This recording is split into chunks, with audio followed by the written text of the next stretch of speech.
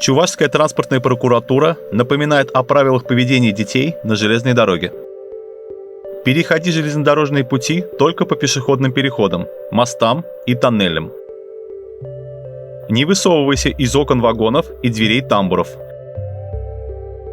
Не используй наушники и мобильные телефоны при переходе через железнодорожные пути. Не переходи железнодорожные пути на красный свет светофора. Не пытайся проникнуть на пассажирскую платформу и железнодорожные пути в неустановленном месте. Не ходи по железнодорожным путям. Не подлезай под пассажирскими платформами и железнодорожным подвижным составом. Не заходи за линию безопасности у края пассажирской платформы. Не прыгай с пассажирской платформы на железнодорожные пути. Не поднимайся на опоры и специальные конструкции контактной сети и воздушных линий и искусственных сооружений. Не поднимайся на крыши вагонов поездов.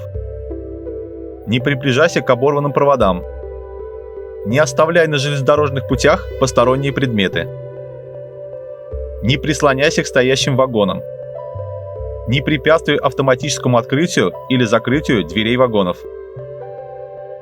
Помните, железная дорога является зоной повышенной опасности. Хождение по путям строго запрещено. Будьте осторожны и строго соблюдайте правила безопасности, находясь на объектах железнодорожного транспорта.